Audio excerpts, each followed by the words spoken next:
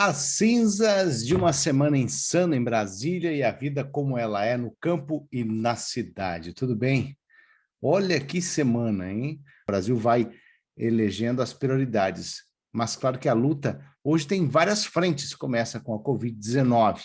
E em seguida vem a briga política e bizarra, como foi esta semana. Quer dizer, como vem sendo nos últimos anos.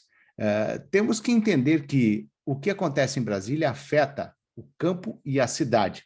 As pautas param para ver um espetáculo bizarro que não leva a lugar nenhum. Como que vamos articular para colocar em votação o que realmente importa? No caso do campo, licenciamento ambiental, regularização fundiária, marco regulatório dos defensivos e por aí vai. Fora o convencimento que tem que ter para envolver a sociedade quando a sociedade fica presa nesta polarização e não consegue sair dela, né? Discutindo coisas que não fazem a mínima diferença. A quarta-feira de cinzas realmente foi quente. A harmonia dos poderes novamente fica em xeque e as pautas importantes ficam de lado por causa de um Daniel Quem, como disse o ministro Fux, não deveria nem ser levado a sério, como os próprios colegas deputados não o levam.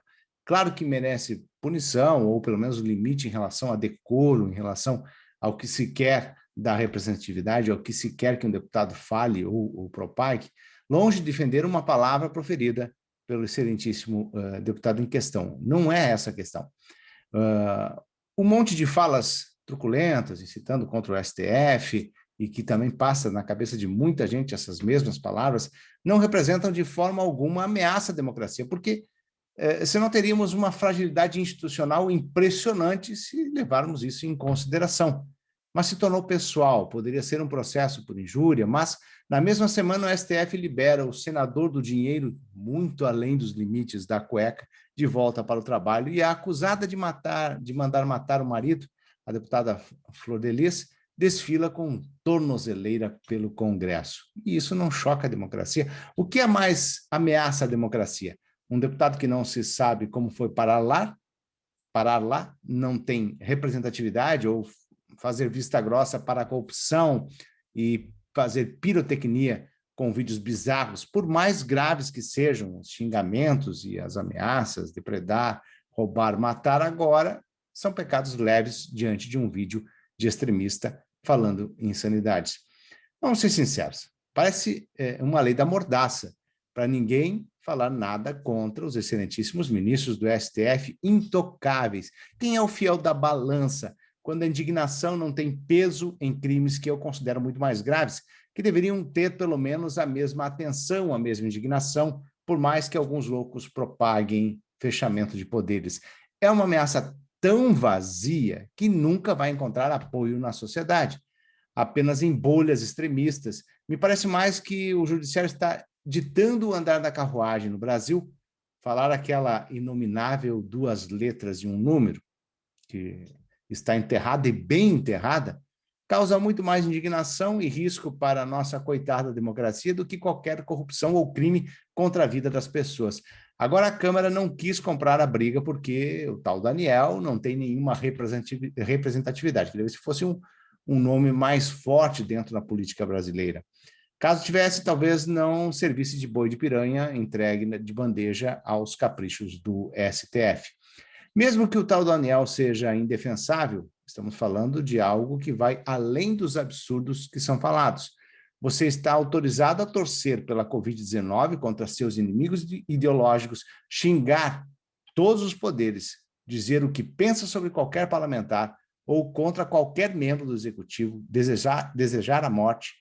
Mas, por favor, pense duas vezes, pense três vezes antes de citar qualquer membro do Supremo Tribunal Federal, porque a polícia pode bater na sua porta a qualquer hora do dia ou da noite. A Constituição depende do humor de quem é o guardião daquele momento.